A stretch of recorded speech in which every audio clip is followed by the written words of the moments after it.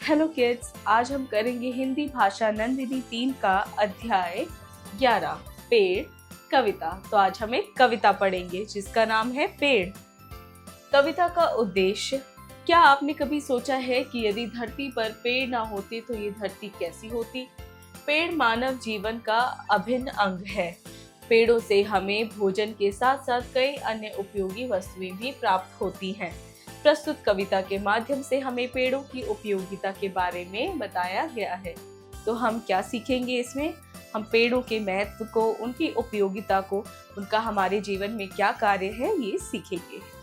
एक शाख पर बैठी मैना, एक शाख पर तोता, कहाँ बैठते मिलकर सारे अगर पेड़ ना होता। पेड़ सभी को सुख देता है पर किसी से कुछ ना लेता, कोई उसको पत्थर मारे फिर भी उसे फल देता। तो ये पंक्तियां क्या कह रही हैं कि पेड़ की एक शाख पे तोता बैठा है और एक शाख पे मैना, और अगर बाई चांस पेड़ नहीं होता तो ये दोनों कहाँ बैठते। और पेड़ क्या करता है? सभी को सुख देता है, लेकिन बदले में पेड़ कभी भी किसी से कुछ भी नहीं लेता, ना पक्षियों से ना इंसानों से। और अगर तुम उसे पत्थर भी मारते हो तो वो बदले में फल ही तुम्हें देता है। पेड़ सभी को सुख देता है, देता सबको छाया, लेकिन ये इंसान भला कब काम किसी के आया। तेज धूप में थका मुसाफिर पेड़ के नीचे सोता, झूला कहाँ झूलती सखिया अगर पेड़ ना होता। तो पेड़ क्या करता है? पेड़ सभी को सुख देता है और सभी को छाया देता है, लेकिन इंसान ये बात कभी समझ ही नहीं पाया। अगर कभी मुसाफिर थक जाता है तो वो पेड़ के छाया के नीचे ही आराम करता है। और अगर सोचो पेड़ ना होता तो लड़कियां यानी सखियां कहाँ झूला झूलती। इसकी साख पर बैठे पक्षी मिलकर गाना गाए, पवन झूम के गीत सुनाए, ताल से ताल मिलाए। इसी पेड़ के नीचे खेले दादा के संग पोता, कहाँ बैठते मिलकर सारे अगर पेड़ ना होता। और पेड़ पे पक्षी क्या करते हैं? पेड़ पे पक्षी गाना गाते हैं और साथ ही पवन के साथ ताल से ताल मिलाते हैं। इसी पेड़ के नीचे दादा और पोते खेलते हैं। लेकिन सोचो अगर पेड़ ही नहीं होता तो ये सब क्या करते और ये सब कहाँ खेलते। आओ हम भी पेड़ लगाकर हरियाली फैलाएं, रंग बिरंगी फूल खिलाकर सबका मन हर्षाएं। फल फूलों से हरे भरे हों काम सभी के आए, आओ बच्चों आज सभी जन पेड़ों सा बन जाएं। तो हमें क्या करनी चाहिए? हमें पेड़ लगाकर हरियाली फैलानी चाहिए और रंग बिरंगे फूल खिलाकर सबके मन हर्षाने चाहिए, और फूल फलों से हरे भरे काम सभी के आए। यानी कि जिस तरह फूल और फलों से भरे हुए पेड़ सबके काम आते हैं, वैसे हम भी सबके काम आए। तो आओ बच्चों आज सभी जन पेड़ों सा बन जाएं। स्मरणीय शब्दावली। शाखा, टहनी, ब्रांच, इंसान, आदमी, मैन, मुसाफिर, यात्री, ट्रैवलर, पवन, हवा, विंड, जन, लोग, पीपल। अब करने की बारी मौखिक, यानी हमें बोलकर उत्तर देने हैं। इन प्रश्नों के मौखिक उत्तर दीजिए। 1. कविता में किसकी विशेषता का वर्णन किया गया है? कविता में पेड़ की विशेषता का वर्णन किया गया है। 2. थका हारा मुसाफिर किसके नीचे सोता है? थका हारा मुसाफिर पेड़ की छाया के नीचे सोता है। लिखित। कविता की अधूरी पंक्तियों को पूर्ण कीजिए। तो यहाँ पे कविता की पंक्तियां दे रखी हैं, हमें इनको कविता को पढ़ते हुए पूरा करना है। जैसे 1. पेड़ सभी को सुख देता है, देता सबको छाया।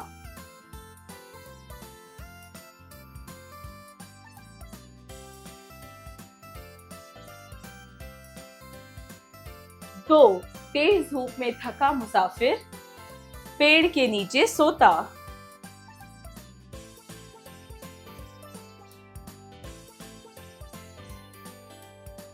'तो किड्स इसी तरह आप कविता को पढ़ेंगे और इन पंक्तियों के बाद आने वाली पंक्तियों को लिखेंगे और इस प्रश्न को पूरा करेंगे। ख. कविता की उन पंक्तियों को लिखिए जिनके अर्थ नीचे दिए गए हैं। तो हमें कविता में से पंक्तियां लिखनी है जो जिनका ये अर्थ होता है। जैसे एक पेड़ को यदि कोई पत्थर मारे तो पेड़ बदले में उसको फल ही देता। तो इसकी कविता में पंक्तियां हैं, कोई उसको पत्थर मारे फिर भी उसको फल देता।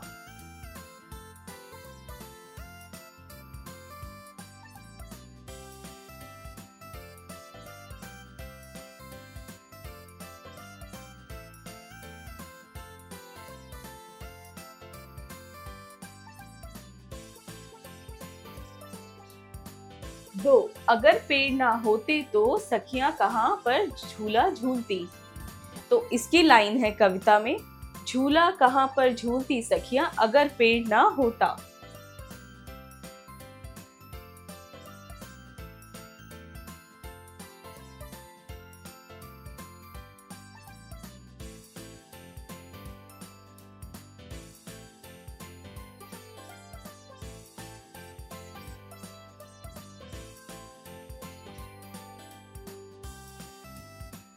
तो किड्स, इसी तरह आप बाकी भी लाइनों को मिलाकर जो कविता में इनका मतलब बन रहा है उस लाइन को यहाँ पे लिख देंगे। ग, निम्नलिखित शब्दों के तुकबंदी वाले शब्द लिखिए। एक, तोता, सोता। दो, लेता, देता। तीन, छाया, आया। चार, सोता, तोता। पांच, गाएं, लगाएं। छह, पोता, तोता या सोता। घ, निम्नलिखित प्रश्नों के उत्तर दीजिए। इन वाले प्रश्नों के आप लिखकर उत्तर देंगे। एक, सभी पक्षी कहाँ पर बैठकर गाना गाते हैं? सभी पक्षी पेड़ की शाखाओं पर बैठकर गाना गाते हैं। दो, पत्थर मारने पर पेड़ क्या करता है? पत्थर मारने पर भी पेड़ फल देता है। तीन, हारा थका मुसाफिर कहाँ पर सोता है? हारा थका मुसाफिर पेड़ की छाया में सोता है। चार, दादा के संग पोता कहाँ पर खेले? दादा के संग पोता पेड़ की छाया में खेले। पांच, हम क्या करके सबका मन हर्षा सकते हैं और चारों ओर हरियाली फैला सकते हैं? हम ज्यादा से ज्यादा पेड़ लगाकर चारों तरफ हरियाली फैला सकते हैं और रंग बिरंगी फूल खिलाकर सबका मन हर्षा सकते हैं। भाषा की बात व्याकरण से। वचन, जिन शब्दों से वस्तुओं की संख्या का ज्ञान होता है उन्हें वचन कहते हैं, जैसे धारा, धाराएं, एक वृक्ष, अनेक वृक्ष इत्यादि। तो वचन किसे कहते हैं? जिन शब्दों से हमें किसी वस्तु की गिनती का, संख्या का पता चलता है कि वो एक से ज्यादा है या एक है, तो उसी को हम वचन कहते हैं। एक वचन, जिन शब्दों से एक वस्तु का ज्ञान होता है एक वचन कहलाते हैं, जैसे शाखा, तोता। तो एक वचन कौन से होते हैं? जिन शब्दों से हमें सिर्फ एक ही संख्या का बोध होता है, जैसे एक ही पेड़ है तो पेड़ ही बोलेंगे, शाखा है तो सिर्फ शाखा ही बोलेंगे। बहुवचन, जिन शब्दों से एक से अधिक वस्तुओं का ज्ञान होता है बहुवचन कहलाते हैं, जैसे शाखाएं, तोते। तो जिन शब्दों से हमें पता चलता है कि वस्तु की संख्या एक से ज्यादा है तो उसी को हम बहुवचन कहते हैं, जैसे शाखाएं यानी एक से ज्यादा है, तोते यानी एक से ज्यादा तोते हैं, तो इनको हम कहते हैं बहुवचन। निम्नलिखित शब्दों के बहुवचन बनाइए। लता, लताएं। झूला, झूले। माला, मालाएं। गाना, गाने। बूंद, बूंदें। सखी, सखियां।